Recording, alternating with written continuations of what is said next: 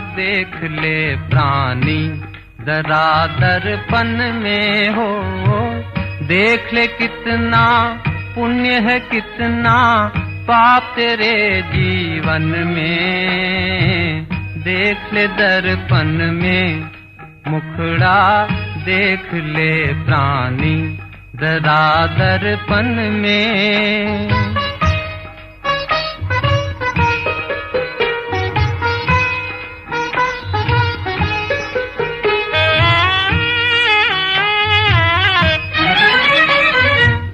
कभी तो पल भर सोच ले प्राणी, क्या है तेरी कर्म कहानी। कभी तो पल भर सोच ले प्राणी, क्या है तेरी कर्म कहानी। पता लगा ले, पता लगा ले पड़े हैं कितने दाग तेरे दामन में। देख ले दर्पण में मुखड़ा देख ले प्राणी जरा दर्पण में।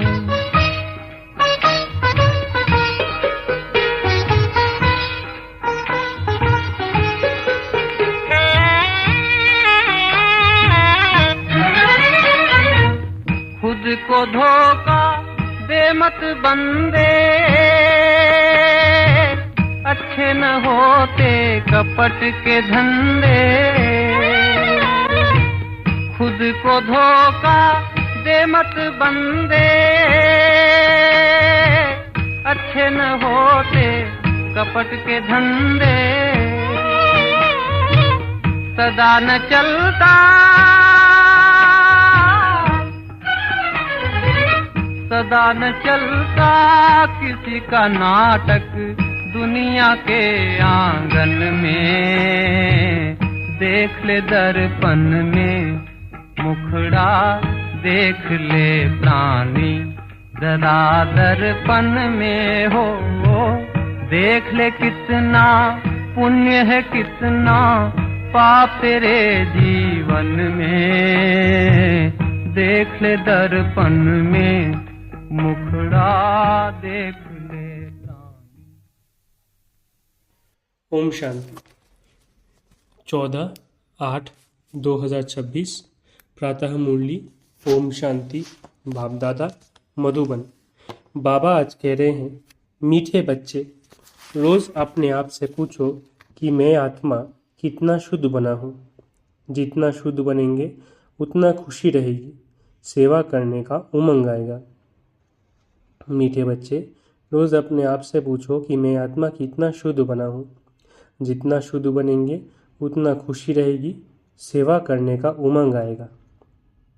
प्रश्न, हीरे जैसा श्रेष्ठ बनने का पुरुषार्थ क्या है? उत्तर, देही अभिमानी बनो, शरीर में जरा भी मोह न रहे, फिक्र से फारिग हो, एक बाबा की याद में रहो। यही श्रेष्ठ पुरुषार्थ हीरे जैसा बना देगा। अगर देह अभिमान है तो समझो अवस्था कच्ची है, बाबा से दूर हो। तुम्हें इस शरीर की संभाल भी करनी है, क्योंकि इस शरीर में रहते कर्मातीत अवस्था को पाना है। गीत। मुखरा देख ले प्राणी। ओम शांति। बाप बच्चों को समझाते हैं कि जिसके योग बल से पाप करते हैं उनको खुशी का पारा चढ़ जाता है। अपनी अवस्था को आप ही बच्चे जान सकते हैं। जब अवस्था अच्छी होती है तो सर्विस का शौक बहुत अच्छा होता है। जितना जितना शुद्ध होते जाएंगे उतना औरों को भी शुद्ध अथवा योगी बनाने का उमंग आएगा, क्योंकि तुम राजयोगी व राज ऋषि हो। हठ योग ऋषि तत्व को भगवान मानते हैं। हठ योग ऋषि तत्वों को भगवान मानते हैं। राजयोग ऋषि भगवान को बाप मानते हैं। तत्व को याद करने से उन्हों के कोई पाप नहीं करते। तत्वों के साथ योग लगाने से कोई बल नहीं मिलता।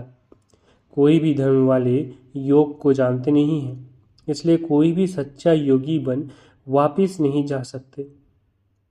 अभी तुम बच्चे अपनी अवस्था खुद भी जान सकते हो। आत्मा जितना बाप को याद करेगी उतना खुशी होगी। अपनी जांच रखनी है। बच्चे भी एक दो की अवस्था को, अपनी अवस्था को जान सकते हैं।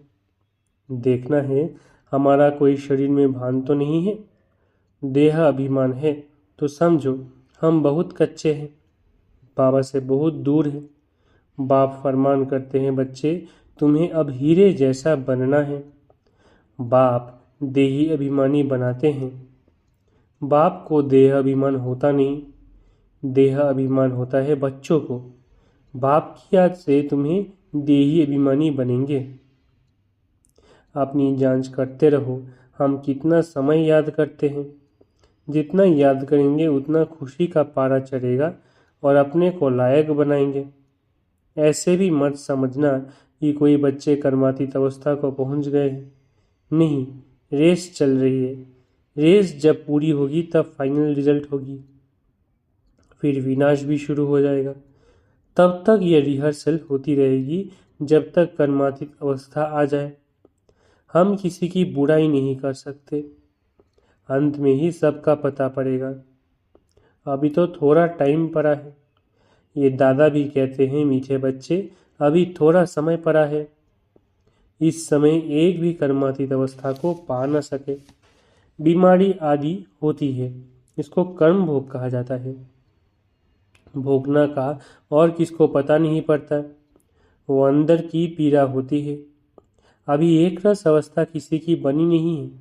जितनी कोशिश करते हैं उतना विकल्प तूफान बहुत आते हैं। तो बच्चों को कितनी खुशी रहनी चाहिए। विश्व का मालिक बनना कोई कम बात है क्या? मनुष्य साहूकार है, बड़े बड़े बंगले हैं तो खुशी रहती है क्योंकि सुख बहुत है। अभी भी तुम बाप से अथाह सुख लेते हो। जानते हो बाबा से हम राजा ही लेंगे। शांति में इतना खुशी नहीं होती जितनी धन में खुशी होती है। सन्यासी घर बार छोड़ जाए जंगल में रहते थे, कभी पैसा हाथ में नहीं रखते थे, सिर्फ रोटी लेते थे। अभी तो कितने धनवान हो गए हैं। सबको पैसे की चिंता बहुत है। वास्तव में राजा को प्रजा का ऊना रहता है, इसलिए लड़ाई का सामान रखते हैं। सत्युग में तो लड़ाई आदि की बात होती नहीं। अभी तुम बच्चों को बहुत खुशी होती है। हम अपनी राजाई में जाते हैं, वहाँ डर की कोई बात नहीं होती, टैक्स आदि की बात नहीं। ये शरीर की फिक्रात यहाँ रहती है। जाया जाता है फिक्र से फारिग स्वामी। तुम जानते हो फिक्र से फारिग होने के लिए अभी हम इतना पुरुषार्थ करते हैं, फिर 21 जन्म लिए कोई फिक्रात नहीं रहेगी। बाबा को याद करने से तुम बहुत अडोल रहेंगे। रामायण की कथा भी तुम्हारे पर है, तुम ही महावीर बनते हो। आत्मा कहती है हमको रावण हिला नहीं सकता, वो अवस्था पिछाड़ी को आएगा। अभी तो कोई भी हिल जाएंगे, फिक्रात रहेगी। जब विश्व में लड़ाई लगेगी तब समझेंगे अब टाइम आ गया है। जितना बाप को याद करने का पुरुषार्थ करेंगे उतना फायदा होगा। पुरुषार्थ करने का अभी ही समय है, फिर तो विनाश की धूमधाम होगी। अभी तो शरीर में भी मोह रहता है ना। बाबा खुद कहते हैं शरीर की संभाल रखो, अंतिम शरीर है, इसमें ही पुरुषार्थ कर कर्मातीत अवस्था को पाना है। जीते रहेंगे, बाप को याद करते रहेंगे। बाप समझाते हैं बच्चे जीते रहो, जितना जिएंगे उतना बाप को याद कर ऊर्ज वर्षा लेंगे। अभी तुम्हारी कमाई होती रहती है। शरीर को निरोगी तंदुरुस्त रखो, गफलत नहीं करनी है। खान पान की संभाल रखेंगे तो कुछ नहीं होगा। एक रस चलन से शरीर भी तंदुरुस्त रहेगा। यह अमूल्य तन है, इसमें पुरुषार्थ कर देवी देवता बनते हो तो बलिहारी इस समय की है। खुशी रहनी चाहिए। जितना बाप और वर्षे को याद करेंगे उतना नारायणी नशा चढ़ा रहेगा। बाप की याद से ही तुम ऊंच से ऊंच पद पाएंगे। देखना है हम कितनी खुशी में, कितना फखुर में रहते हैं। गरीबों को तो और ही खुशी रहनी चाहिए, साहूकारों को तो धन का फिक्र रहता है। तुम्हारे में कुमारियों को तो कोई फिक्र नहीं है। हाँ, कोई के मित्र संबंधी गरीब है तो संभाल रखनी पड़ती है, जगाते भी रहना है। अगर नहीं जगते हैं तो फिर कहाँ तक मदद करते रहेंगे। बाबा कहते हैं ना, तुम सर्विसुल खुद बनो व स्त्री को रूहानी सर्विस में दो। तुम हो बाबा के मददगार। मदद तो सबको चाहिए ना। अकेला बाप भी क्या करेगा, कितनों को मंत्र दे। हम तुमको देते हैं, तुमको फिर औरों को देना है, कलम लगाना है। बच्चों को कहते रहते हैं जितना हो सके सब मददगार बनो, मंत्र देते जाओ। तुम्हारे शास्त्र में भी है कि सबको पैगाम दिया था, बाप आए हैं वर्षा लेना है तो बाप को याद करो, देहधारियों को याद नहीं करो। अपने को आत्मा समझ बाप को याद करेंगे तो तुम्हारे विकर्म विनाश होंगे और वर्षा मिल जाएगा। गीता तो बहुत सुनते सुनाते हैं, उसमें प्रसिद्ध अक्षर है मन माना भव। बाप को याद करो तो मुक्ति को पाएंगे। सन्यासी भी ये पसंद करेंगे, मध्याजी भव अर्थात जीवन मुक्ति। बच्चे बाप के बनते हैं तो बाप कहते हैं बच्चे तुम्हारी आत्मा पतित है, पतित चल नहीं सकेंगे। ये समझने की बातें हैं। तुम भारतवासी सतोप्रधान थे, तमोप्रधान बने, अब फिर सतोप्रधान बनना है तो बाप कहते पुरुषार्थ करो तो ऊंच पद मिलेगा। भक्ति तो जन्म जन्मांतर करते आए हो। तुम जानते हो पहले पहले अव्यभिचारी भक्ति शुरू हुई, अभी कितनी व्यभिचारी भक्ति है। शरीरों की भी पूजा होती है, वो है भूत पूजा। देवताएं फिर भी पवित्र है, परंतु इस समय तो सब तमोप्रधान है, तो पूजा भी तमोप्रधान होती जाती है। अभी बाप को याद करना है, भक्ति का अक्षर कोई नहीं बोलना है। हाय राम, ये भी भक्ति का अक्षर है। ऐसे कोई पुकार नहीं करनी है, इसमें कुछ भी उच्चारण करने की बात नहीं। ओम शांति भी घड़ी घड़ी नहीं कहना है। शांति माना अहम आत्मा शांत स्वरूप है, सो तो है ही, इसमें बोलने की बात नहीं रहती। दूसरे कोई मनुष्य को कहेंगे ओम शांति, वो तो अर्थ जरा भी नहीं समझेंगे। वो लोग तो ओम की बड़ी बड़ी महिमा करते हैं, तुम तो अर्थ समझते हो, फिर ओम शांति कहना भी फालतू है। हाँ, एक दो से ऐसे पूछ सकते हो शिव बाबा की याद में हो, जैसे हम भी बच्ची से पूछता हूँ ये किसका श्रृंगार करती हो, बोलती है शिव बाबा के रथ का। ये शिव बाबा का रथ है ना, जैसे हुसैन का रथ होता है ना, घोड़े का श्रृंगार करते हैं। घोड़े का अर्थ नहीं समझते हैं। धर्म स्थापन करने वाले जो आते हैं उनकी आत्माएं पवित्र होती है। पुरानी पतित आत्मा धर्म स्थापन कर न सके। तुम धर्म स्थापन नहीं करते हो, शिव बाबा तुम्हारे द्वारा करते हैं, तुमको पवित्र बनाते हैं। वो लोग भक्ति मार्ग में बहुत श्रृंगार आदि करते हैं, यहाँ श्रृंगार पसंद नहीं करते। बाप कितना निरहंकारी है, खुद कहते हैं हम बहुत जन्मों के अंत के भी अंत में आता हूँ। पहले सत्युग में होगा श्री नारायण, श्री लक्ष्मी से पहले श्री नारायण आएगा। वो तो बड़ा होगा ना, इसलिए श्री कृष्ण का नाम गाया हुआ है। श्री नारायण से भी श्री कृष्ण की महिमा जास्ती करते हैं। श्री कृष्ण की ही जन्माष्टमी मनाते हैं, श्री नारायण का बर्थडे नहीं मनाते हैं। ये कोई नहीं जानते कि श्री कृष्ण सो श्री नारायण। नाम तो बचपन का ही चलेगा ना, फलाने ने जन्म लिया उसका बर्थडे मनाते हैं, इसलिए श्री कृष्ण का ही मनाते हैं। श्री नारायण का किसको पता नहीं। पहले पहले शिव जयंती है, फिर है श्री कृष्ण जयंती, फिर राम की। शिव के साथ गीता का भी जन्म होता है। शिव बाबा आते ही है बहुत जन्मों के अंत के जन्म में, बुजुर्ग अनुभवी रथ में ही आते हैं। कितना अच्छा समझाया हुआ है तो भी किसकी बुद्धि में नहीं आता। बाप कहते हैं ये ज्ञान प्राय लोप हो जाता है, जब मैं आकर सुनाऊं तब तुम भी सुना सकते हो। अभी तुम बच्चे जानते हो हम भविष्य में एक्यूरेट या देवी देवता बनेंगे। बाबा ने 2-3 प्रकार के साक्षात्कार किए थे। ये बनूंगा, ताज वाला बनूंगा, पगड़ी वाला बनूंगा। 2-4 राजाई के जन्मों का साक्षात्कार किया था। अभी तुम समझ सकते हो, इन बातों को दुनिया में और कोई समझ नहीं सकते। हाँ, इतना समझते हैं, अच्छा कर्म करेंगे तो अच्छा जन्म मिलेगा। अभी तुम पुरुषार्थ ही भविष्य के लिए कर रहे हो, नर से नारायण बनने का। तुम जानते हो हम ये पद पाएंगे।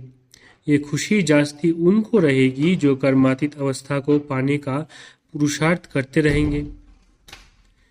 कहते हैं बाबा हम तो मम्मा बाबा को फॉलो करेंगे, तब तो तख्त पर बैठ सकेंगे। ये भी समझ चाहिए, कितनी हम सर्विस करते हैं और कितनी खुशी में रहते हैं। खुद खुशी में रहेंगे तो दूसरों को भी खुशी में लाएंगे। अंदर कोई खराबी नहीं होगी तो दिल खाती रहेगी। कोई कोई आकर कहते हैं बाबा हमारे में क्रोध है, ये भूत है हमारे में। फिक्र की बात हुई ना, भूत को रहने नहीं देना चाहिए। क्रोध क्यों करे, प्यार से समझाना होता है। बाबा कोई पर क्रोध थोड़ी ही करेंगे। शिव बाबा की महिमा है ना, बहुत फालतू झूठी महिमा भी करते हैं। मैं करता क्या हूँ? मुझे कहते हैं आकर पतित से पावन बनाओ, जैसे डॉक्टर को कहते हैं हमारी बीमारी दूर करो। वो दवाई दे इंजेक्शन लगाते हैं, सो तो उनका काम ही है, बड़ी बात थोड़ी है। पढ़ते ही है सर्विस के लिए, जास्ती पढ़ते हैं तो जास्ती कमाई करते हैं। बाप को तो कोई कमाई नहीं करनी है, उनको तो कमाई कराना है। बाबा कहते हैं मुझे तुम अविनाशी सर्जन भी कहते हो, ये जास्ती महिमा कर दी। पतित पावन कोई सर्जन नहीं कहा जाता, ये सिर्फ महिमा है। बाप तो सिर्फ कहते हैं मुझे याद करो तो तुम्हारे विक्रम विनाश होंगे। बस मेरा पार्ट ही है तुमको ये समझाने का कि मामे कम याद करो, जितना याद करेंगे उतना ऊंच पद पाएंगे। यह है ही राजयोग का ज्ञान। गीता जिन्होंने पढ़ी है उनको समझाना सहज होता है। तुम पूज्य राजाओं के राजा बनते हो, फिर पुजारी बनेंगे। तुमको मेहनत करनी है, तुम विश्व को पवित्र बनाते हो। कितना भारी मर्तबा है। तुम सब अंगुली देते हो कलयुगी पहाड़ को पलटाने, बाकी पहाड़ आदि कुछ भी है नहीं।